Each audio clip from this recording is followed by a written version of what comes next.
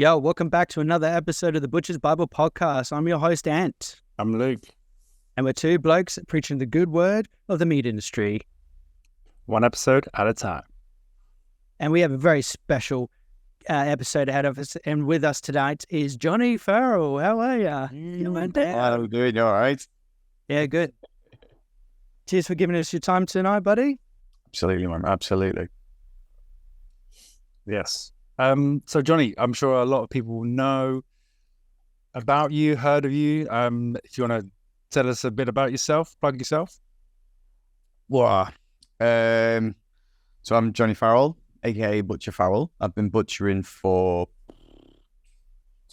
10 years, maybe. I think. I'm not going to. He's looking at the calendar like, where is he? I think it's 10 years, yeah. So I've been back in the UK now for 6 years.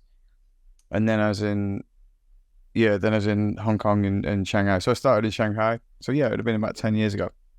Been a butcher and various different bits and places like Shanghai, Hong Kong, and then head butchery down in the UK, and then opened up Butcher Farrells Meat Emporium 2.5 years ago and never looked back.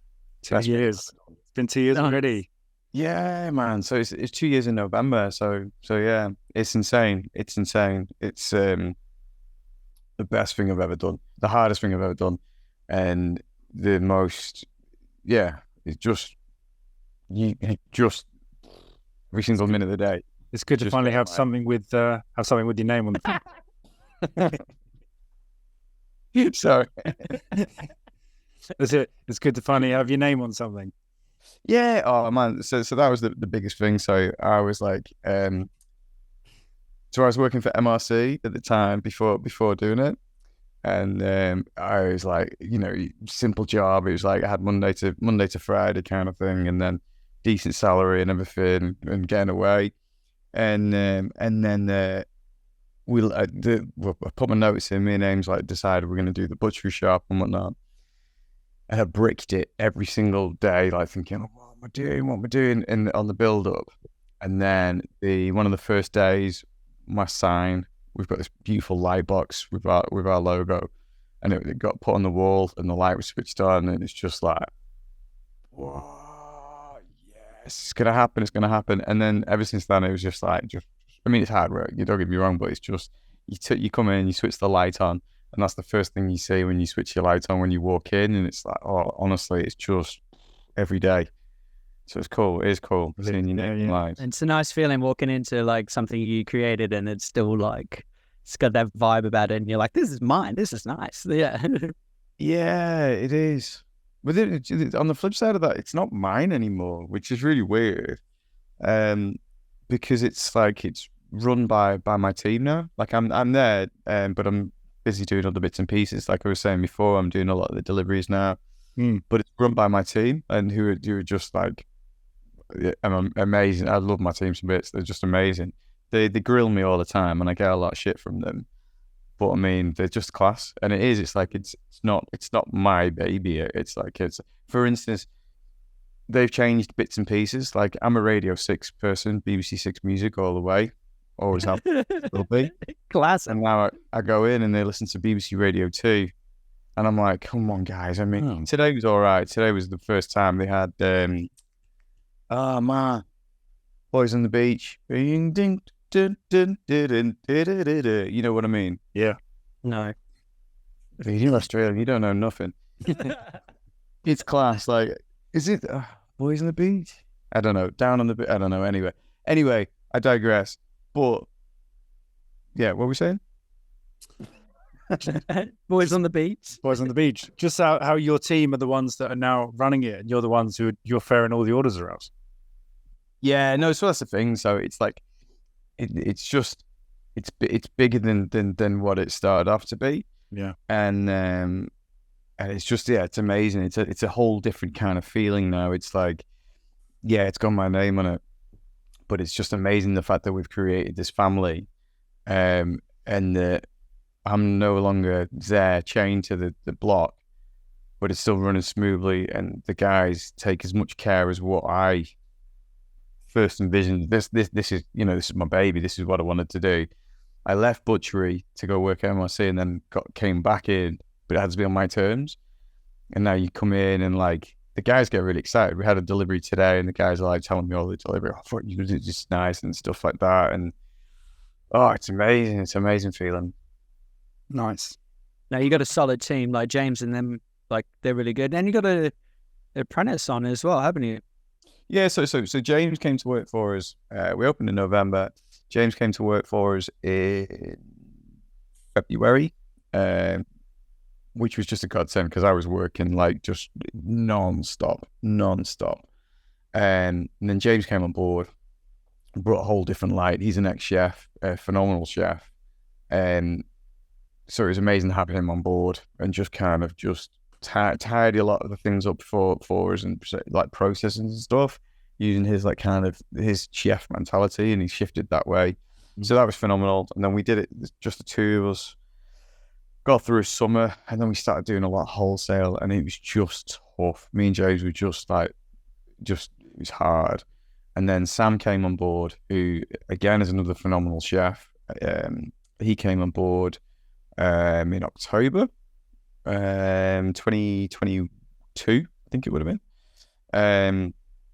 And then so it's the three amigos for a while. And again, it was just, it was all amazing. And then it just got to a point where I think we started to lose a bit of the love for it because it just became hard work. You turn up in the morning, 8 o'clock, and you will literally, hell for leather, just smashing out as much as you can do at 5 o'clock. We have a rule: we don't work over 5 o'clock. 100%, you gotta go home. And I'm literally, we can be in the middle of something, and if it's like 4:30, it's like drop tool. I'm out. I am not staying. That's good. That's good. Well, because we've all got families and stuff, so it's like, yeah, you need to get back home. But it was just, oh man, it was hard work. I mean, the wholesale was going up and up and up. So then we were like, we needed to take somebody else on. And Georgina applied for the job. Georgina came and started work for us in November. She's class, man. She's just she's really hungry. She's really wanting to learn.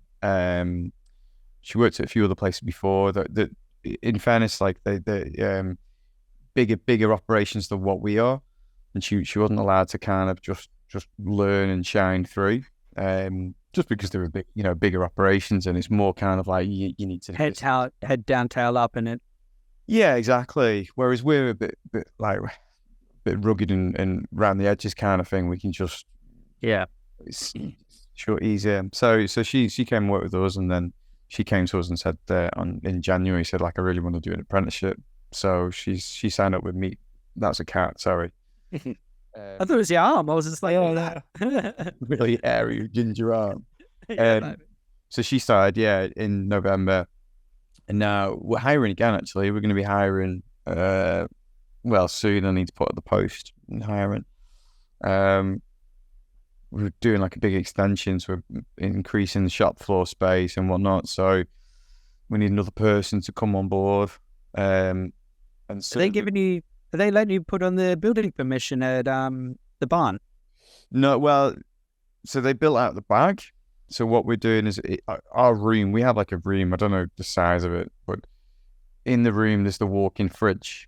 Now a customer can't really see that because we've got a multi-deck and whatnot, but we've got a big walk-in fridge. So what we've done is we built an extension out the back, and we're going to move that walk-in fridge, put it into the extension, and then open up the shop floor. We've got a new counter, which I remember I've not done today. I should have ordered it today.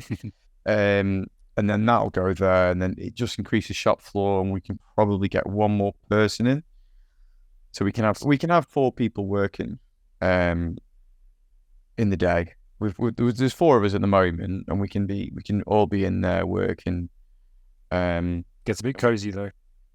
It is, but it's not too bad. It gets cozy, but like, yeah, someone can still be breaking down a body whilst the others are doing whatever bits and pieces.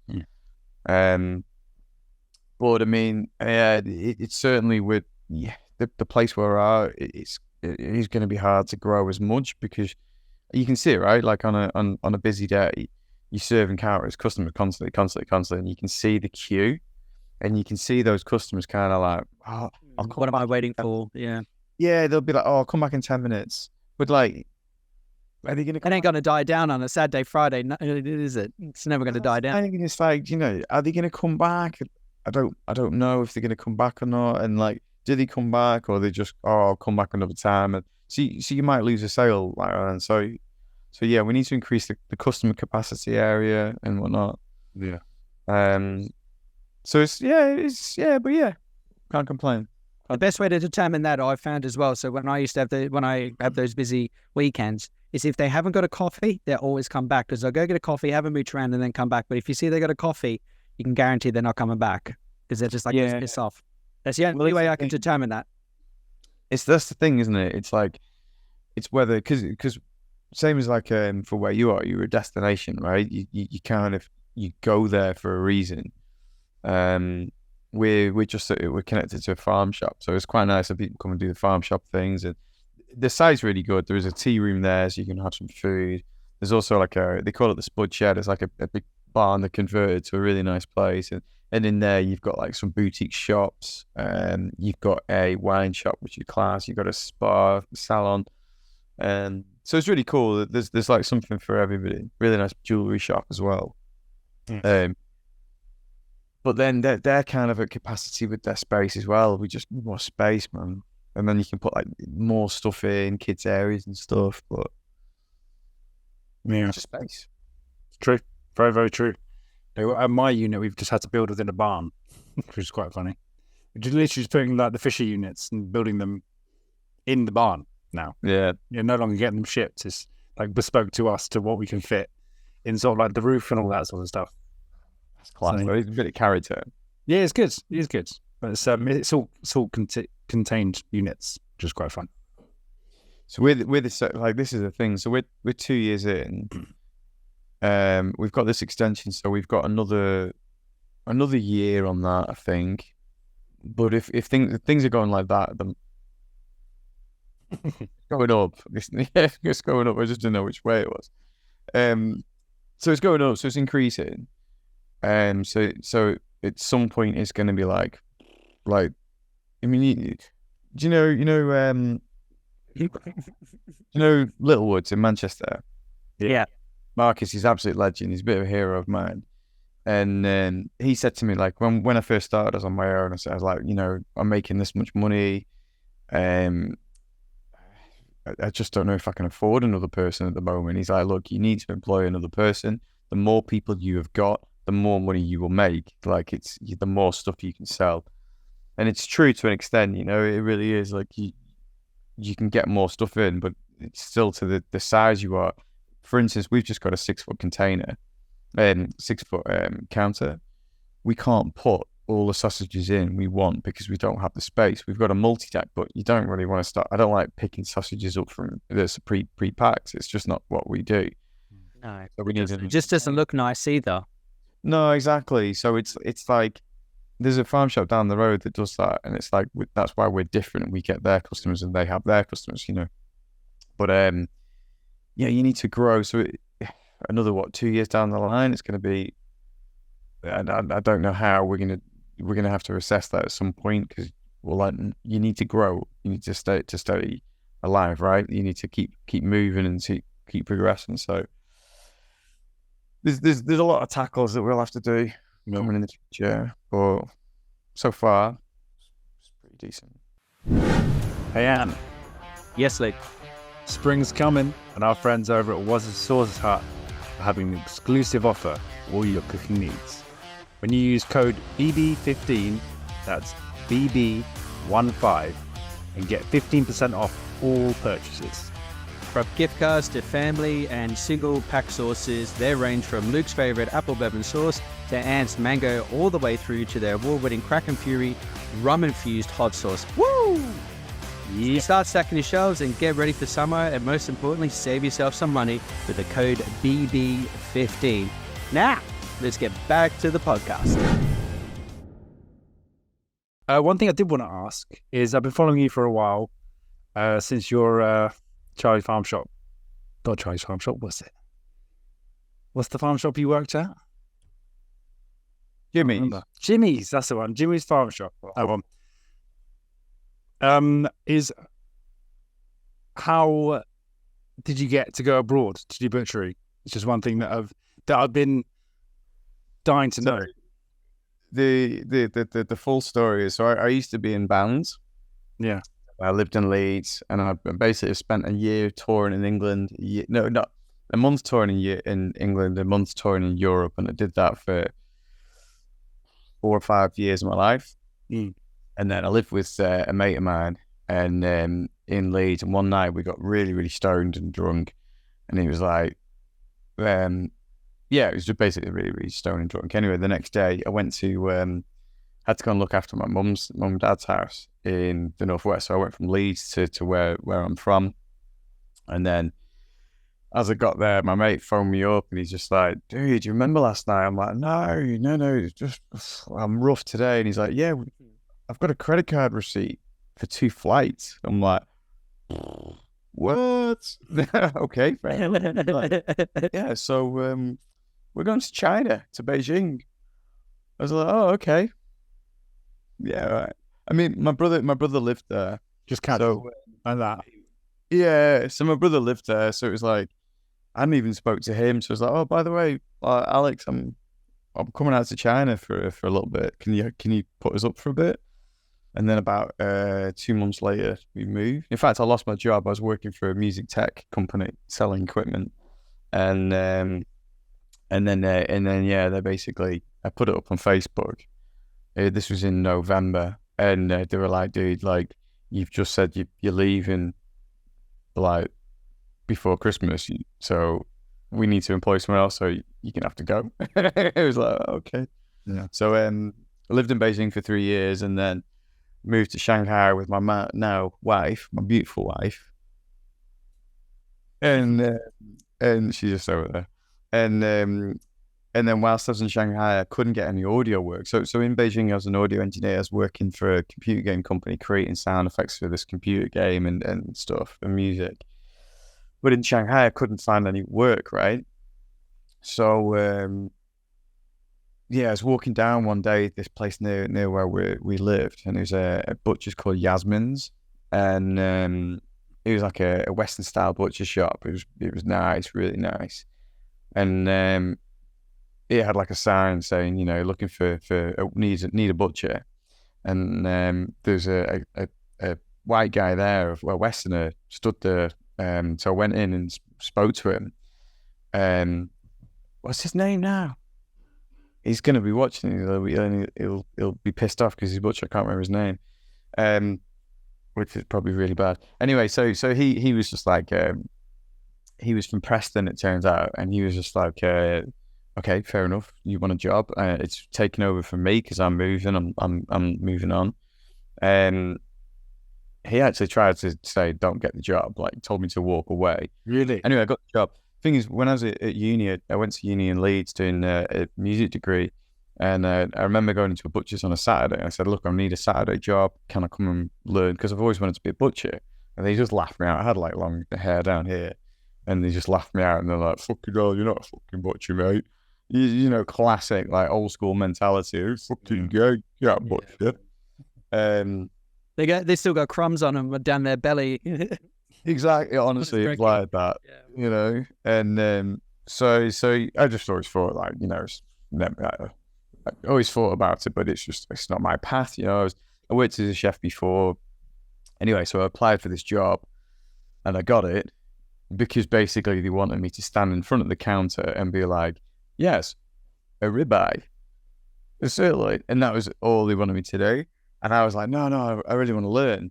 And whilst I was there, I don't think I was there for that long. Probably about a few months.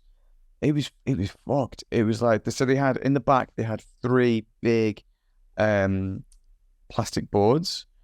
And like, I just remember one day, there's like someone was cutting beef, salmon, chicken, lamb, and they were just alternating boards. And I'm like, "Guys, you're really going to hurt someone by doing that. Like, you can't do that." And they're like, "No, it's fine." I'm like, no. Like, trust me. And they were curing their own turkey breast, right? And they cured their own turkey breast, smoked it and cooked it for sliced meats. And they were like, this one day I walked in, they were pouring like a kilo of pink salt into this thing and mixing through it. Yeah, but like it was like a kilo bag, and I was like, I was new to it, and I'm like, it just doesn't sit well with me. That's a lot of powder you're putting into this thing, right? So I was there looking through it, and I started. But on the side, they wouldn't teach me anything. But on the side, I was watching things like Scott Ray on the YouTube. On the YouTube? On YouTube. on YouTube, there's a fella called Scott Ray. No. Scott Ray. Look him up on YouTube. He's really cool. Like, I learned a lot of butchery from him. He's just like YouTube videos and stuff. He's like old school butcher. Cool. But he was kind of like the first, for me, it was the first. I wasn't on, was there an Instagram? I think I was just getting into Instagram that time. And he just shows you how to break stuff down, right? On Instagram. It was really cool. So on the side, I was like teaching myself. And then I'm just like, you can't put a kilo of this powder with a little bit of water and shove these turkey teddies in, because you're gonna kill someone. And they're like, no, it's fine. I'm like, well, I'm out. I can't be a part of this. Like, you're probably gonna kill someone, and I don't want to have that on my name. So I left. So I needed work, right? So then in our tiny little flat, me and my missus, we lived in this beautiful place in Shanghai, beautiful place. Just like a really old building. It's beautiful. It's not modern in any slight shape or form. You can hear all the sounds of everybody else, but like, yeah, it's amazing. And I was making pork scratchings in this tiny little oven. I was selling them to all of the expat bars around, and that's nice. Yeah, that's where, like, I think if you go back to the first post on Butcher Farrell Instagram is pork scratchings and stuff, and that's where like the whole name came. My missus said like, oh, you got to call it Butcher Farrell and stuff. So yeah, I don't know, like 10 years ago, it was pork scratchings. It was really cool. But it was just like, yeah, so that it was in Asia. So then we were in Shanghai for a bit, and then we moved to Hong Kong. And then, to be honest with you, I blacked my entire way through. I went from like, I haven't swept any sawdust off the floor. You know, I'm not from a generational butcher. Yeah. I think I had like a imposter syndrome for a long time, because I was just like, you know, especially on Instagram, we kind of touched on it before about people on Instagram and Marbach and that. And I've kind of done this different route, right? Like I did Shanghai, then went to Hong Kong. I managed to spend a couple of years a year in Hong Kong, like as a chef. And then I got a head butcher's job in this massive like restaurant with a Western style butchers on the side. It was like one of the first kind of Western style butchers in Hong Kong. Now there's loads of them, but we were the first. And I managed to blag my way onto it as a head butcher. And I'm like, what the like, I've literally like, it was so bad. We opened the first day, because all I was doing was absorbing knowledge from books, YouTube, whatever I possibly could get. Yeah. Nobody taught me the way in England, so I was just kind of whatever. And yet, anyway, so my first day, I had a whole body of lamb, and I took the shoulder off, but I did it like a mandolin, like the Italians do. So you pull it down, whole shoulder round. I think the Aussies do that as well, right? Nah, I don't know. So you take the whole shoulder off. So you've got the scapula, and you take the scapula away from the shoulder. So it's called a mandolin cut, right? I remember this guy came in and said, "Oh, can I have a shoulder?" And I'm like, "Yeah, of course you can." And he's like, "That doesn't look like what I used to get at home." I was like, "Oh my gosh!" My first day, I went home and I'm like, "Oh shit!" So I went straight to like YouTube and books and started like looking about what I've got to do. Yeah. So I was just really lucky, and I didn't. Yeah, I just had to step up and run shops and kind of learn quickly and not show that I didn't know what I was doing for a long time. Just pretty much pure fake it till you make it. Yeah, but you know, for a long time, I would hide that, and I'd be like, no, I know what I'm doing, and like, you know, no, I'm proud of that. Like it's just is if I always have the saying, like, if you want to do something, you will do it, and you can do it. You can, if you put your mind to it, you can do it. Yeah. 100%. Yeah, so I was like head butcher in this place, and like sausages, I had to learn how to do sausages myself. And nobody was there to teach me. I was in Hong Kong, and like there was no one else doing it. So it was like I had to learn, and then like we were so busy because there was no other butcher shop like that. So it's just people coming from all over. My first meat order was £1 million as well. What? Oh. Yeah. What did you get? That's Wagyu. mental. No, so we were ordering from this because it was from this big restaurant group, and the dude, the owner was just like, okay, order what you want. So me and the owner of this Australian company just sat down and we're like, I'll probably need this, and it's literally the first order, and it was £1 million, and I was just like, just signing things and like, yep, that'll do, and it's just like insane. Yeah, and they were just like, yeah, cool, just put it through, we'll be fine. Yeah, basically. Well, it was going to be it was for the restaurant, because there's quite a few restaurants, and then the shop. And it's just it was balls of steel that time. Yeah. I've never had my name on that amount of money. Don't know about you, Ant. Are you peak, mate? Man, imagine signing that. It's like, I'll be looking at Johnny like, what the fuck is this? $1 million. But then imagine if you were like doing that well, like $1 million is like, is that it? Is that it? Like, imagine having that kind of money, like, fuck you money.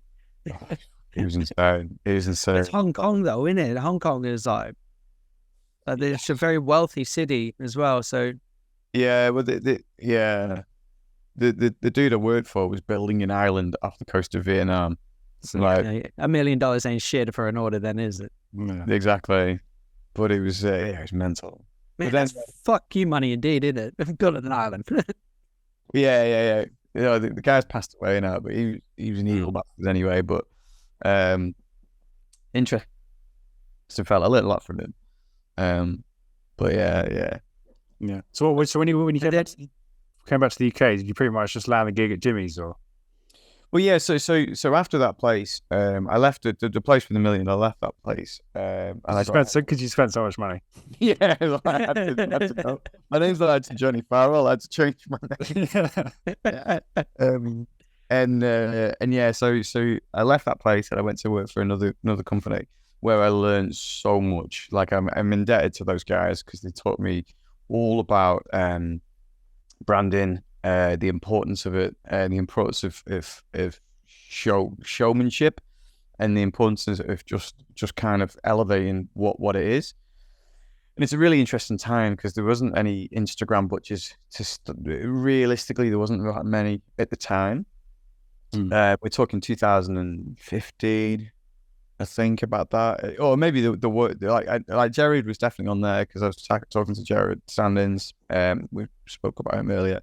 Yeah, he was a big influence on me to start off with because I was chatting to him about it and shifting up and trying to start up and whatnot. There's Steve West as well. Steve West rarely on Instagram anymore, and I don't know if you guys how long you've been around on it, but it sounds familiar, the name. He's a big influence on me as well, a really big guy, but amazing butcher.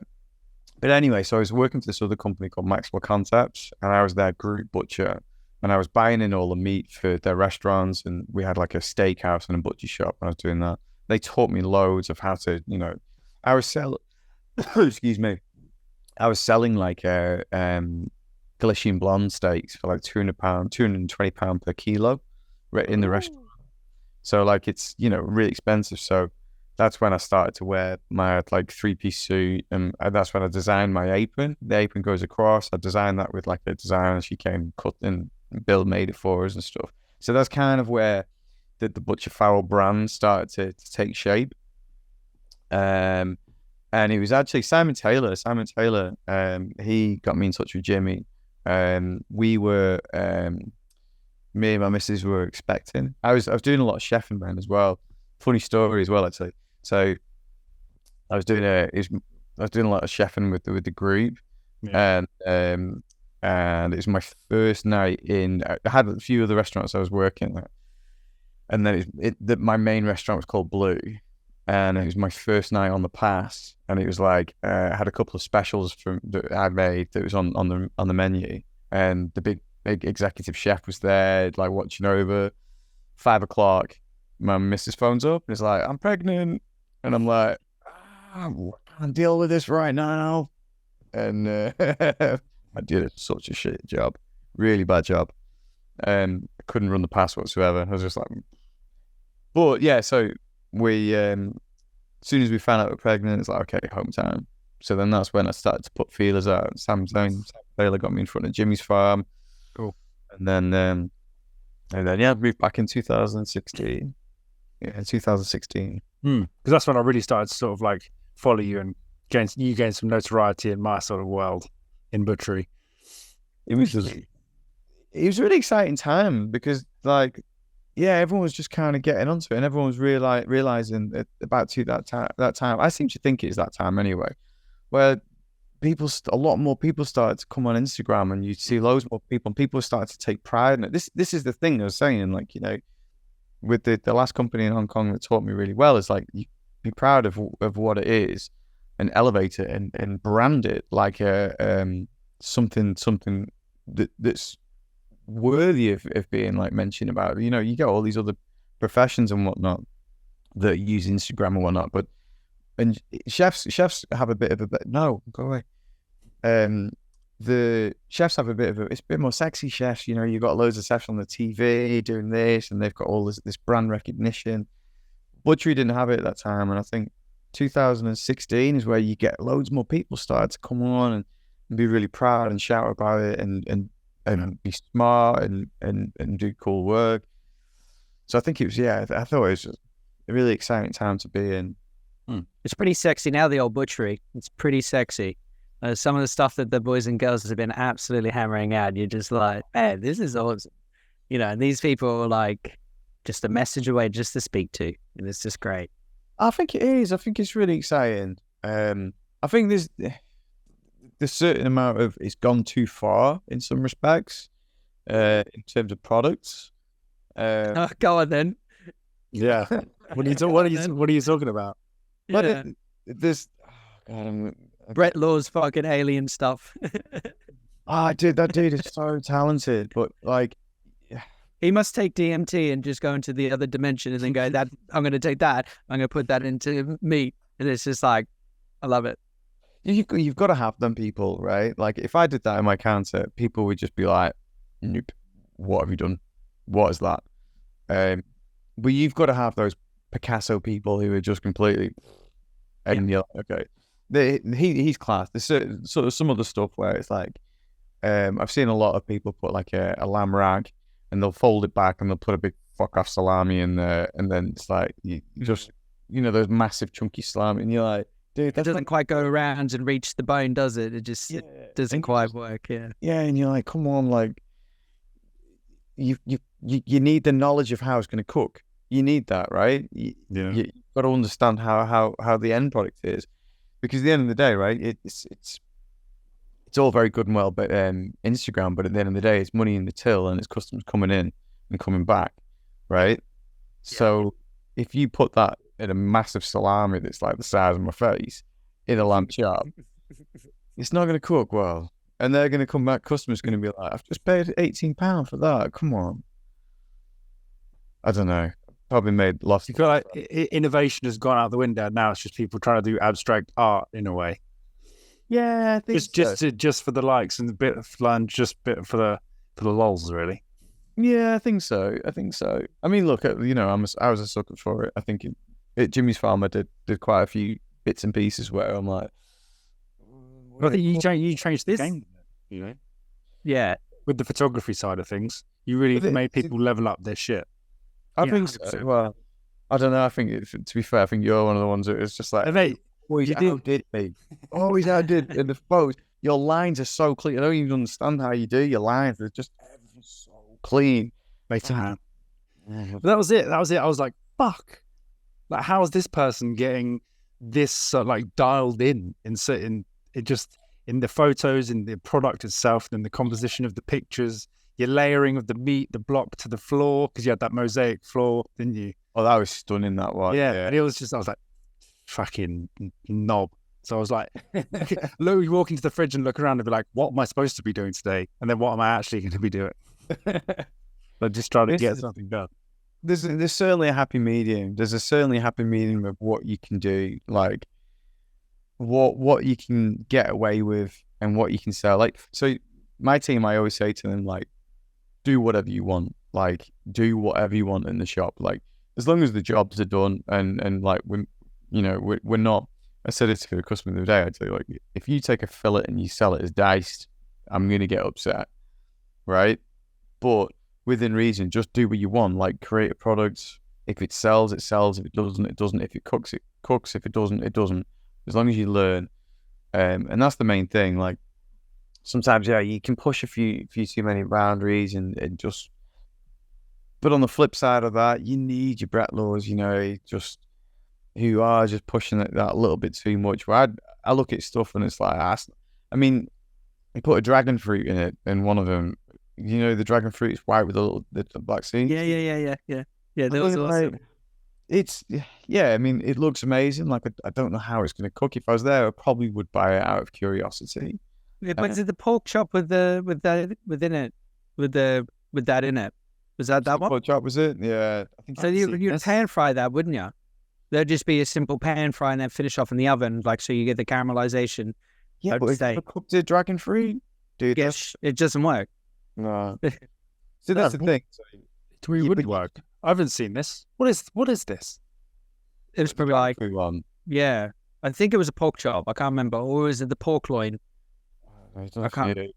He's done so many wild, wacky things, which is like, I love it. And so every time I get tagged in those posts, I'm just like, what do we got now? I'm so fired up. It is. I mean, that's what I mean, though. You need those people. You need those people, but then you also need the people who understand the cooking side of it. Because at the end of the day, we're on thin ice, right? Yeah. We're trying to beat supermarkets. Yeah. We're trying to be innovative, but we're trying to keep customers back. So if you start putting these crazy ideas out, and if they don't work, customers are just going to go, fuck this, I'm going Asda and Tesco because I 100%. wrapped. So it's tough. And you see it on like butchers and slaughtermen as well, and it's usually the old school butchers who are just mouthing off and about people coming in, like your butchers, the customers that come in once a year for Christmas, and they're like, oh, fucking hell, I'm not serving them once a year. And I'm like, serve them as best you Take their £100, take their £200. It's fucking cash at the end of the day. If they come in once a year, smile and take their money. Who fucking cares? Give them the best possible service that you can do. Yeah. So, and then they're like, I don't know. We've had that that at every shop we've ever worked at. You've got it at yours. I got it at mine. You still have a conversation like, oh, how was, so like their mum or their dad, or last time you had a conversation, their son was going to high school or some shit. And if you remember that, they come back every year, and then you can guarantee I'm going to get that $250 out of them. I might even be a bit cheeky and sell them another 20 pigs and blankets. Nice. I love that. The thing is, they might not come back for another year, but they'll certainly tell someone who will come the next week. Exactly. It's one of those things, isn't it? Which I think a lot of people need to understand, that you just know it's nice to be nice and it pays in the end of the day. 100%. I say this to the team all the time. Like, I mean, the amount of times we have customers, and you just customers that know more than you, customers that like have a million questions, and it's like, and they're going to buy one sausage, and it's like, it's so easy to be like, what are you going to do with one sausage? That's always been my gripe as well. I get that at my shop, and I'm like, what are you going to do with one? Do two. Don't mess with my OCD. Sometimes, like, 8 out of 10 people were like, oh yeah, go on then. And, that's like 55p for an extra sausage. They've spent like a total of like £1.10 or something. It's just like, but like taking one sausage, you ain't going to benefit. It's like buying one beer and then moving on to another beer. You need to get a 6-pack of beer to try that beer. And then you can go, right, now I'm going to move on to a different type of beer. You'll finish the 6-pack of beer and be like, I hated that so much. Yeah. And then you're going to go, all right, I'm going to go for my like originals. There's something, I'm glad I went there and did that and bought that. But, You need to at least have a 6-pack or 2 sausages to get that flavor benefit of what you're cooking and making out of it. True. Yeah, true. Very true. I get that every time, every week. It happens more times than enough. But you were saying before, like the wild and wacky and the fun, and then you got the sensible side of like the butchery and knowing the cook and how to do whatever. But you were in Team GB as well, weren't you? So I went to Team. Yeah, it's quite funny because when they announced me, like a lot of people got in touch and were just like, really? Didn't see you doing it. Unfortunately, it was the COVID called it off for us, so I didn't get to do it properly. And then when it all kicked off again, I was starting the shop, and it was just like there's just no way in here. So I pulled out. And like I thought about maybe doing like speaking to Sai and saying, you know, I'm game on. But I don't think I'm the right person for it anymore. It's not. I'm not really in line with that. My head butcher James, he showed an interest, and like I said to him, like if you wanted to do it, like 100%, I'd be back you. You'd be phenomenal for it, I think, because he's a stubborn bastard. He'll be watching this. He'll be like, yes, thank you. I am. Yeah, we know that. But he is, and he's like, because he's a chef, I think he would do the team a solid by being there and be like, nope, take that chorizo out, let's do it a different way, and like add in a proper kind of chef's element to it. But I don't think, it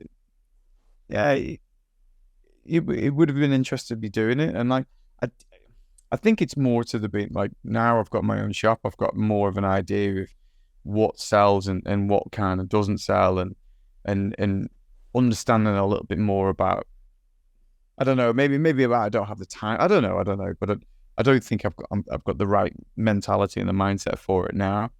I see a lot of fads that go through, and some of them are cool, some of them are just like, honestly, winds me up. For instance, the giants, like salami and a lamb rack, things like that. But I do think I think it's a really cool thing though. The World Butchers Challenge.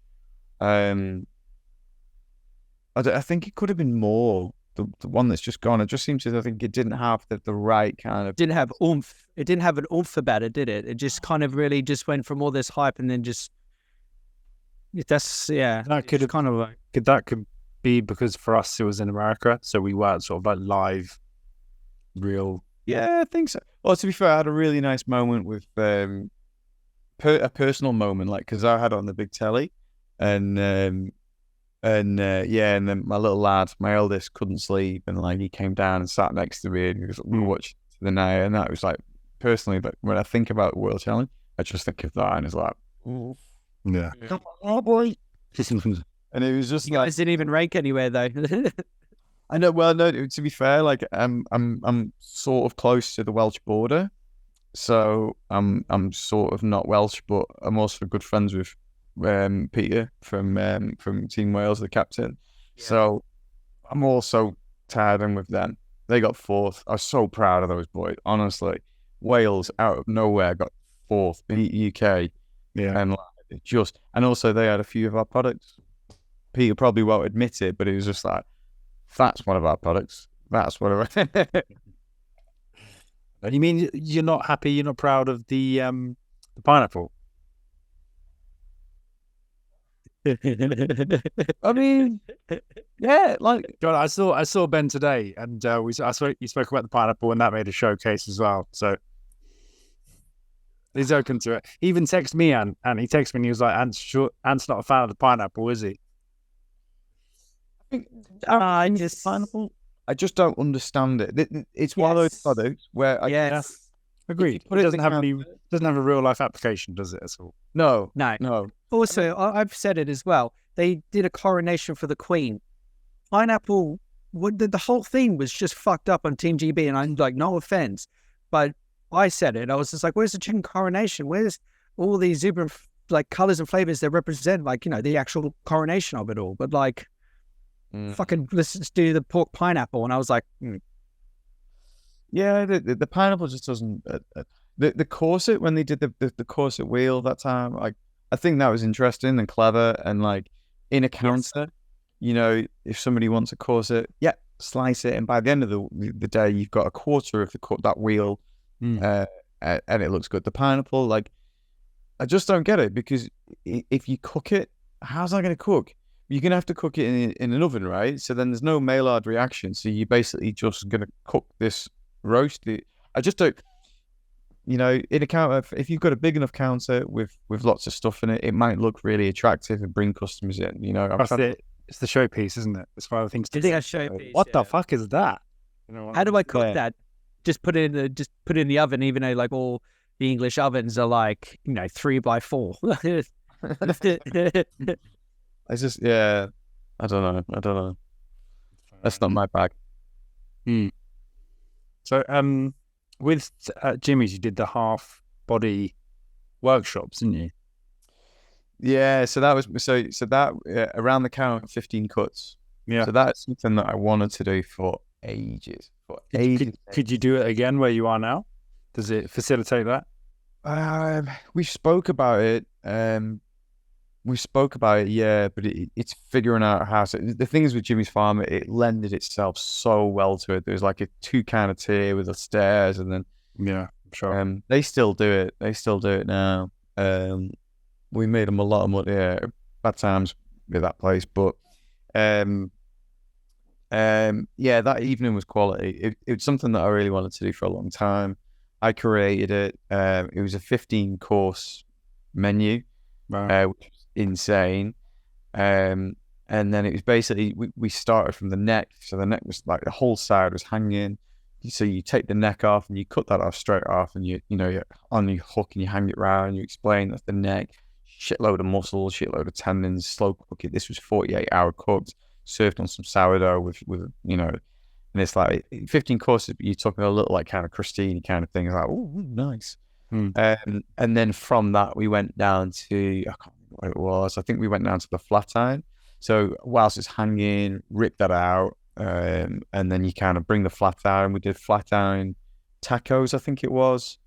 Then you get down to the Denver steak. You rip the Denver out. We had Denver steak frites. What else did we do? I can't remember. It basically whittling all the way down the body. So at the end, you're just left with the buttock, and then you pull the top side out, and you have a little roast beef Yorkshire pudding. It was heavy. And it was a long evening. Everyone got shit-faced, absolutely annihilated. I made him a lot of money, which I never saw any of it. How long did that evening go on? Like for 6-7 hours or something? It was probably about, I think everyone came at about 6, and I think it left about 11. Still listening, but yeah, I think about 11. It was a long evening. That's about the time my masterclasses run, 6 to 11. It's 6 to 6 o'clock, and then to 11 o'clock at night. Yeah, it's a good time. Everyone's having fun and whatnot, so it's kind of like, you know, it was good. It was awesome. I'd love to do it again. We did another one that was a pig one, which was good. It was good. It was a sellout, but it wasn't as like badass as the beef one. Yeah, it's quite something. The beef is just a showstopper, isn't it? Yeah, I mean, it was a Highland. It was an old Highland that we had. Do you know, thinking about it, it was an OTM, but it had its full spine in, so I don't know how we did that. Oh. Yeah, that's a bit dodgy. I haven't thought about that for a while. Yeah, it was an OTM called Teddy, I seem to think. And they must have done it dodgy for us. But yeah, so it was a full side. And then we did 2 nights, a Friday and the Saturday night. And Saturday night I got really drunk because it was my birthday. The next day, I just got annihilated. Just drinking the whole way. Brilliant. Yeah, why not? Break beef, get drunk, birthday weekend. As well. It was really good though. I'd love to do it again. Customers loved it. They absolutely loved it. And everyone was just on the ball all night and just smashed it out. It was awesome. Probably about the only time I was actually happy in that place. Oh, well, I'll address the elephant in the room quick, and you can say as much or as little as you like. With the bar and grill, we all saw your Instagram post. Is it very We're much so the same? sorry. Yeah. Yeah, yeah, it's gutted. We put a lot of time and effort into that place. I'm sure. We were really close to opening, so we were about 6 weeks away. And there's more to it, but fundamentally it just wasn't meant to be at that time and that place. We're absolutely gutted. You got to look at the positives things, though. You have to look at the positive. A, we got out at the right time. It could have been worse if we'd have carried on. B, I've learned to give the shop to my team, and they're running it successfully, and they're amazing. So that's phenomenal. B, I've learned a hell of a lot about everything. So you've got to, we're down on money and we're on time and effort, but at the end of the day, you can make more money. The time is, I've learned, so you spend time, you get something back for it. Well, I've learned some things, so it is what it is. I'm still gutted, but things are happening. There's things in the pipeline. I've got some really cool meetings lined up. One with a brewery, a distillery. Something might happen there. That'd be really cool if we do that. So had another look at another site, which is pretty sexy, probably better than the other one. So yeah, potentially I've not announced it yet, but I'm thinking about looking at crowdfunding, trying to help me get into that side. There's a lot of cool things and a lot of love that I had for the restaurant in the first place. Honestly, the support has just been phenomenal. The support of me saying, "Look, I'm going to open a restaurant." Everyone was like, "What?" It was just insane. Like support from around the globe, support from my local community. Everyone's getting really hyped up about it. When I put the post out, the support I got from that was just amazing. Everyone was just coming through, like, "Can I help? Can I do this? Can I do that?" I kind of feel shit now. I just sent you big love. But again, that was it. Like it's just little things like that where there is a butcher family there, right? There is. It's like, and it's times like that when somebody sees something, you're like, "I hope you're okay," and then it is phenomenal, and it's been really humbling, to be honest. It's been really humbling having people give a fuck about what I'm on about, because it's just I'm just me just doing what I'm trying to do, but to have people have that much interest in me is amazing. So yeah, I think the crowdfunding side's really attractive to the point of like it also gives people ownership of it as well. We can put that into the link on this episode as well. So if you do have a link or whatever, send it to us and we can put it in there, and then people can contribute. Appreciate it. Yeah, like, I mean, I'm not 100% there just yet. I need to. Well, I only saw the place the other day, so we'll see. But I think that's kind of the route I'm going to go. I'm still desperate for a Butcher Farrells bar and grill. I even got my apron. So yeah, so it was one of those where it's just the right time. I just had my apron made as well. I had like the Butcher Farrell bar and grill on it.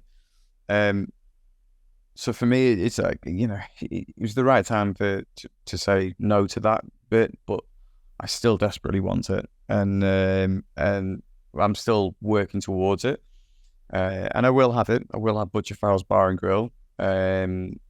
It's you've manifested it, mate. It's gonna happen. Yeah. Well, I've always wanted it. I've always wanted it, like, for a long, long time. So it'll happen. It's just going to take me a little bit longer. Maybe. The whole reason why you want a restaurant is so you don't have to bloody cook at home. The thing is, I love cooking, and it's going to be another thing for me to learn where I won't have control. So it's kind of one of those things where I always get into control, and then I don't have control, but because you know I have a chef there that be doing stuff, and I'll have an input, but fundamentally the other thing as well is I want it to be like Butcher Farrells Bar and Grill, but there's a couple of guys that are going to come on board as a chef who are phenomenal, but I kind of want to give it to them for them to the young guys for them to make a name of it themselves, and for them to have the free reign to have this restaurant to do what they want with our produce and make it amazing. Like, so it'll have our name above it, yeah, but at the same time, the way I see it is I want it to become like this hub where it's doing fucking amazing food with these guys that are just going to be really creative, that's driving it, and that's a cool place to go. The GM of it is a friend of mine as well. He's going to be the GM, Alex, and like he's a sommelier, and he's got like a really unique approach to it that is he's gonna have his input, and it was just going to be amazing because, you know, all this different. I don't know much about wine. I really enjoy wine, but I'm not a connoisseur in any shape or form. But for me, it's a question of like, if you have someone really passionate to lead you down that path, it's awesome because you know, you pair it and you get the flavor. It's really cool. So the whole building, the whole ethos behind it is bringing people together and making them do really cool shit to make them even better and really cool. In a nutshell. Sick. It's a beautiful way of looking at that. I think it was just because, and then people just enjoy it as well. People will go there and enjoy it, and I think that it's just, yeah. So I think it's just a nice. I mean, look, I'm being selfish. Like that's a place I want to go and eat. Let's be frank with it. It's like I just want to create a place where I want to go and eat. So yeah, you're right. I'd like to go and eat, but it's just like a place where people can do really cool shit, and just, I don't know. Yeah, we'll see. We're getting there. Yeah, one step at a time, one day at a time, really. Yeah, exactly. Now I got to ask Jonny, the sausages that you guys have been pumping out. Yeah, we've done some good stuff. So again, now that we've got Georgina, we've got a bit more time to do it. Like me and James started, right? To be fair, I've always loved making sausages ever since like I started butchery. Sausages are always one of my things, like just trying to do different flavors. Then James came on board, then Sam came on board, and we didn't have enough time to do it. Now that Georgina's on board, we just found that a little bit more of time. And certainly since James has been in charge, the guys have had it. Had kind of like this surge of energy again, where they're really concentrating on it. What did they do recently? They did rhubarb. So they made because it's forced rhubarb season, so they did like a rhubarb puree and pickled rhubarb through that with lots of white pepper. Nice. Wow. That sounds brilliant. And it was nice. It was really nice. What was that mixed with? Pork. Then we've done the guys are doing a green Thai curry with vermicelli.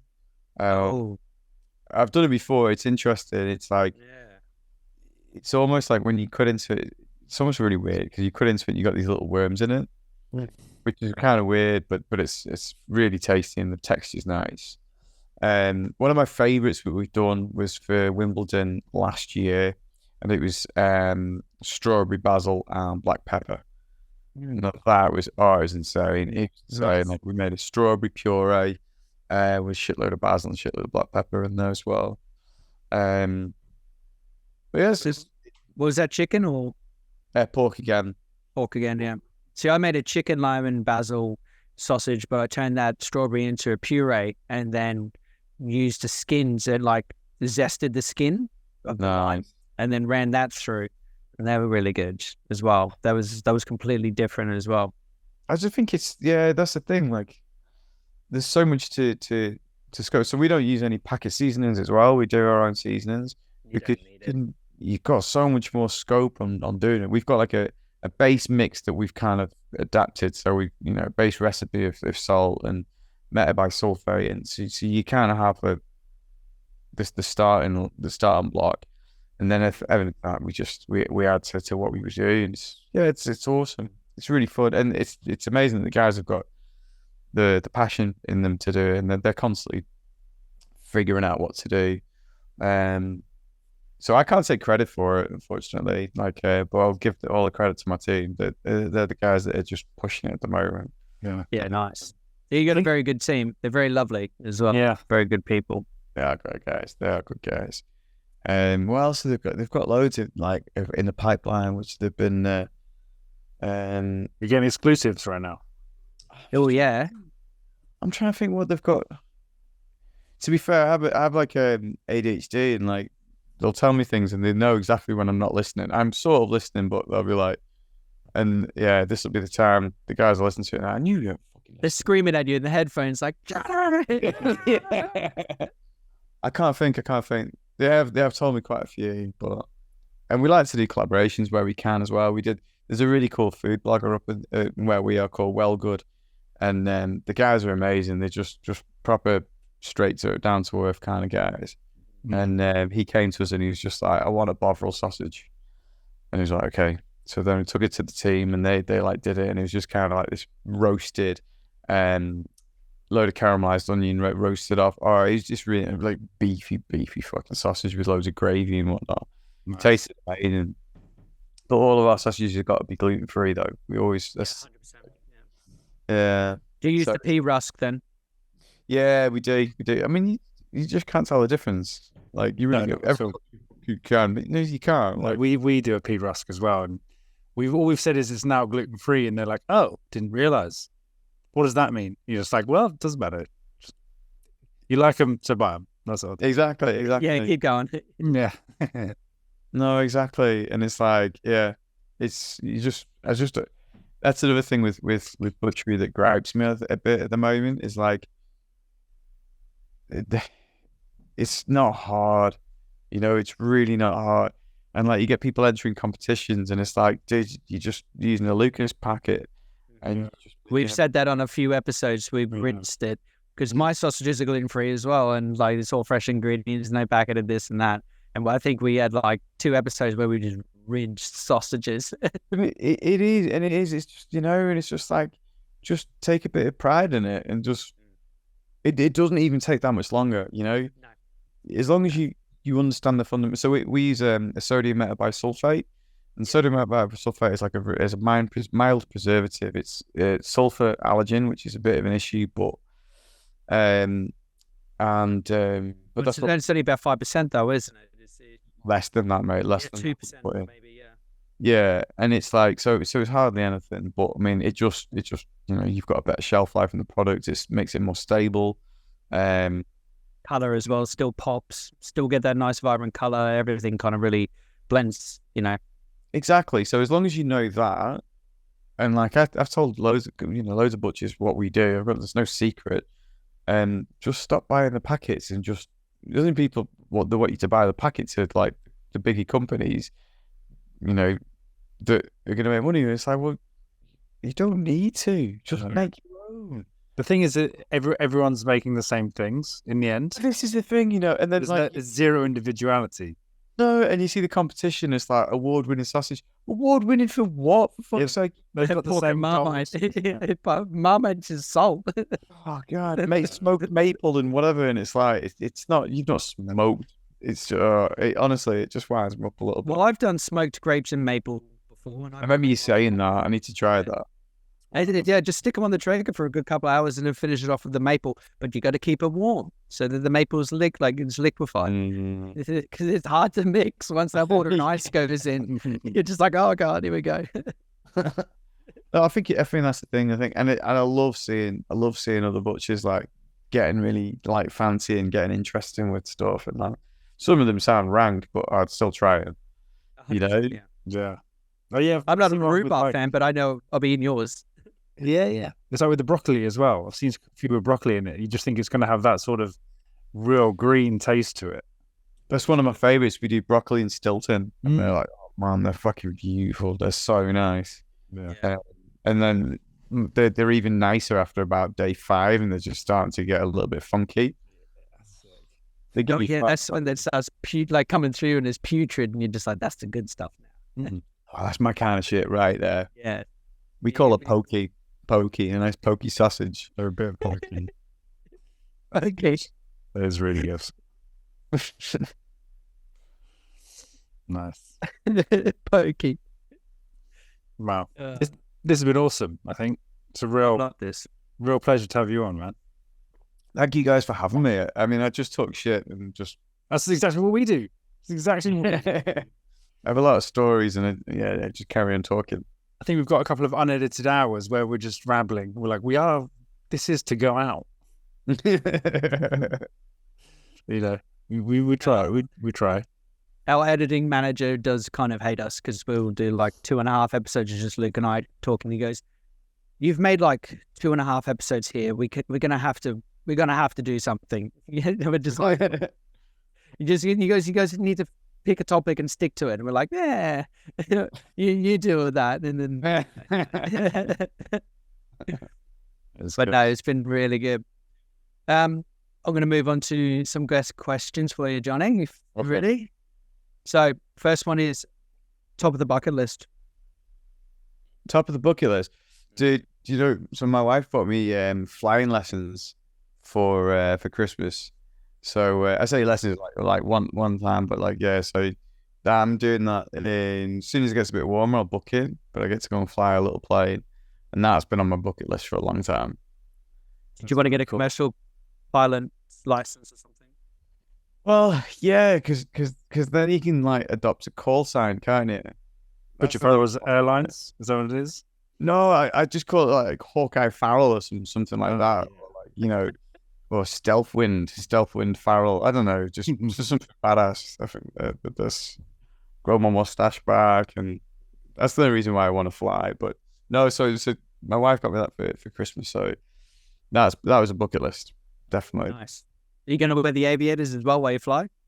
Yeah, that's what I mean. Grow my mustache. I'm gonna get I've got a leather jacket in the roof space. I'm gonna get Scarf, all of it. couple of patches on there, you know. Yeah, definitely.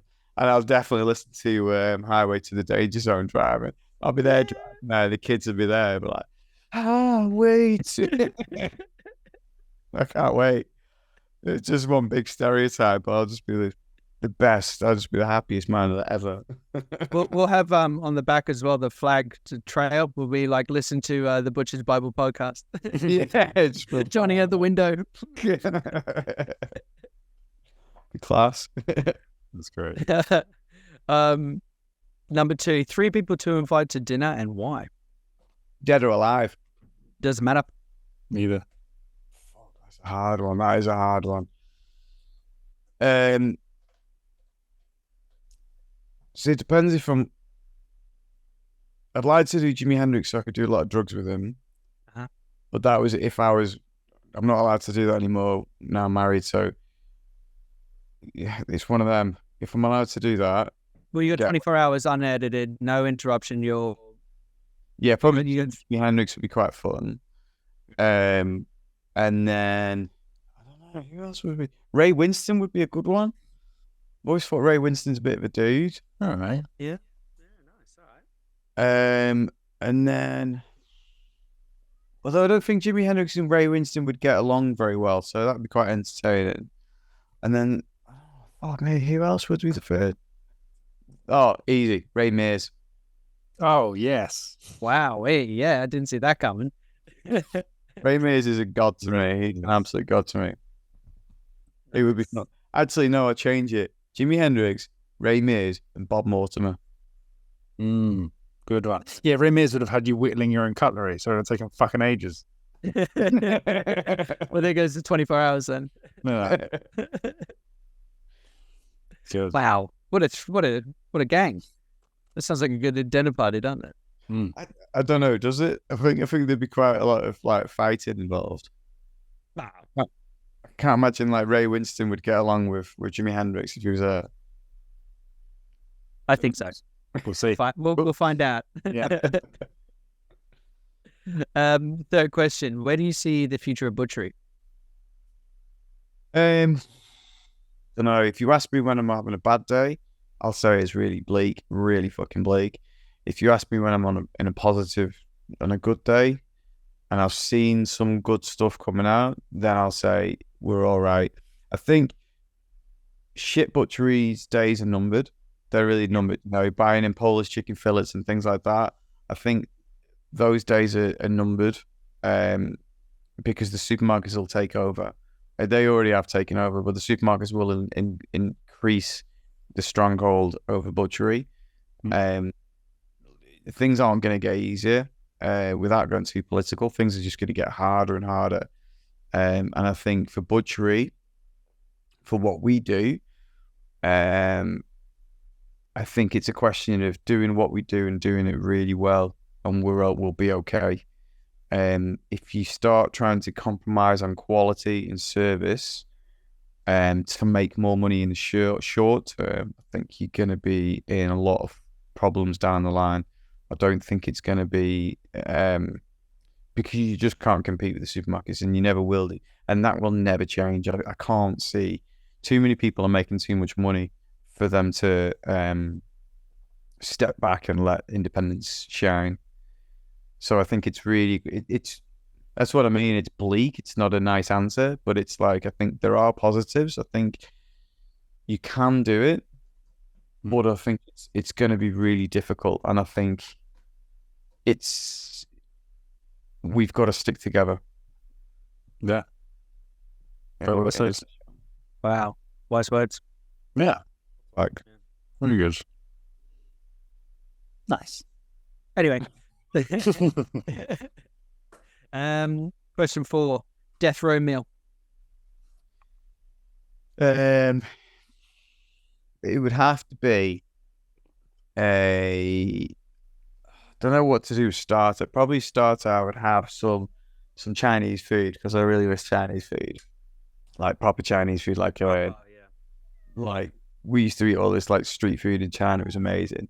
Main course would be a real fucking funky ex-dairy steak, ribeye on the bone, probably about 1 kilo, and I would age it for about 75 days, I think.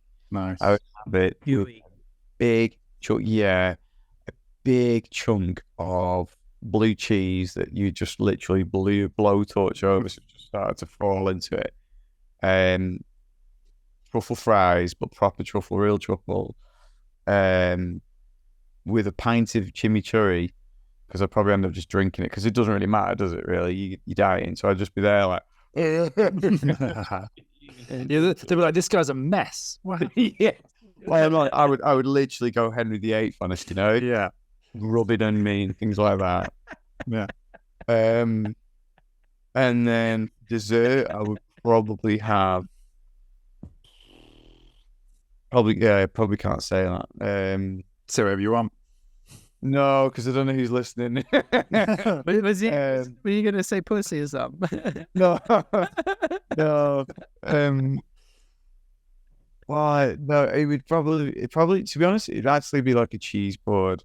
I'm not a big sweet person, but like it's just an ungodly amount of cheese. Because I mean, it doesn't really matter, doesn't really matter. But yeah, I think it's that. And then I would finish it off. My favourite drink. Am I allowed alcoholic beverage? Of course. Of course. Death row. So I would have the Dr. Henderson. You know, Fergus Henderson from St. John's in London. Mm-hmm. Yeah, St. John's restaurant's an amazing restaurant in London. Proper nose to tail. His favourite drink is creme de menthe and Fernet Branca. And it's my favourite drink. It's insane. It tastes like toothpaste, but I would just drink it by that. That's Fergus Henderson, the guy with the cookbooks. Yeah. Another one, yeah. So in the back of one of their cookbooks, I can't remember what it is. It's called the Dr. Henderson. I think it's on the first one, and it's my favourite drink. It's like, it tastes like mouthwash, but it's my favourite. We've got it at work, so every now and again I'll make myself one at work. Brilliant. But like pepperminty kind of. It's creme de menthe, right? So yeah, it's like menthol. Yeah. It's like, but then you've got like Fernet Branca, so it's like kind of like it's a bitter, right? Okay. But oh man, it's my favourite drink. So yeah, I'd have like a pint of that as well. Nice. That's the best answer we've had. I'm gonna say that. I'm gonna say that flat out. That was the best meal ever. I'll have What? Because you just got images of me like King Henry there rubbing a... Yeah, I won't be eating it. I'll be watching you eat it. You'll be licking up the floor underneath him. Like that's the good stuff. The blue cheese and and all that chimichurri. Ooh. The more funk, the better, really. Yeah. All right. Last question, and this is a doozy. Are aliens real? Oh, 100%. I would bet my my left testicle or my right one, whichever. Instantly, I've got the snips, so they don't matter anyway. So, like, whichever, you can have them. But yeah, 100%, like 100%. There is not a shadow of a doubt. And I guess it's safe to say that they're probably walking amongst us, or they're probably here. Like I reckon. I would say they're here, and they've just been shadowing over us. Same. It's selfish to think that we're on our own. Sure. I mean, you know, when you speak to some people and that's their views, and you're just like, so the last story. So we went to a planetarium with my kid. Like my eldest is obsessed with space, so we took him to a planetarium. And like the last thing was like, there's loads of these stars in the sky, right? And he says like, just so you know, you look up, you see the starry skies. I was like, yeah, it's really nice. But they're not actually stars, they're galaxies. So this is real life. Like what you're seeing is galaxies. And dude, this is like a starry night, and they're not stars, they're galaxies. So each an individual galaxy of there, you have got just millions and millions of planets. There are billions upon billions of exoplanets that have the ability to have life form on that. That's a scientific thing. Like they've found like it just doesn't make sense. Like how can you possibly say that you cannot? Maybe because it's baby Jesus is watching above us, but you know, shout out baby Jesus was the first one.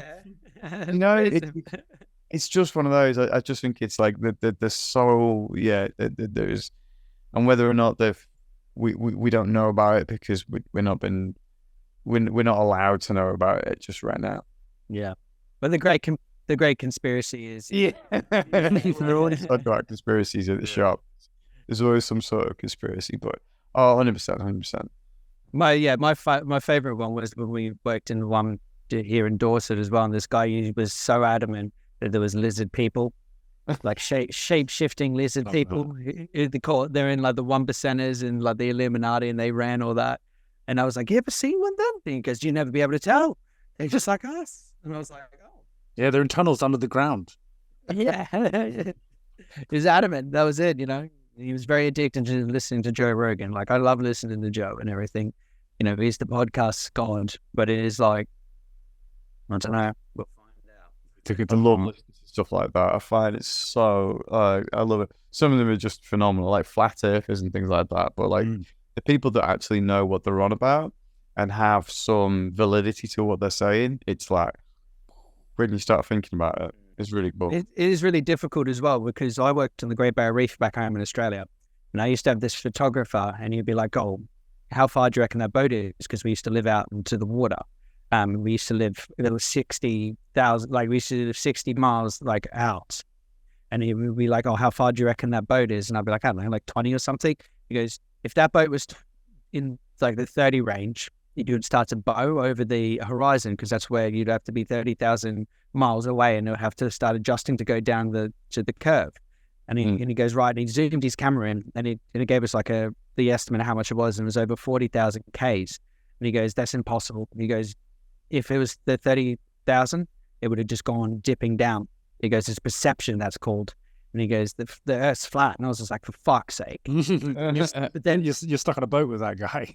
Yeah, I'm stuck on the boat with that guy for 10 days as well. And I'm like, it's not like I go crazy after 5 or 6 days and I'm teaching people to go diving in that. But then he was always like, he goes, it's impossible. They would have to make an adjustment for the curvature. He goes, but that thing it's flat all the way through.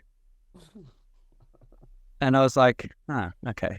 He probably has his steak cooked well done as well, doesn't he? He was a veggie. Oh, there you go. Explain. Yeah, the lack of iron. But then they're going to get you thinking, though. You're just like, yeah, it's like he is right to a degree, but like, what? What is it? What are we doing? Like, exactly. Oh, it makes me laugh. No. I've had such a great time. This is Yeah, me too. I would appreciate it, man. I appreciate it. It's been nice. Thank you for coming on. Thank you so much, Jonny. Thank you for having me, man. Thank you for having me. I appreciate it. Excellent. Amazing. Another episode in the bag, and we had the big man Jonny as well, mate. It's incredible. Fuck yeah. All right. We'll catch you guys on the next one. I hope you enjoyed it. Cheers now. Here you go. Thank you. Cheers. Bye.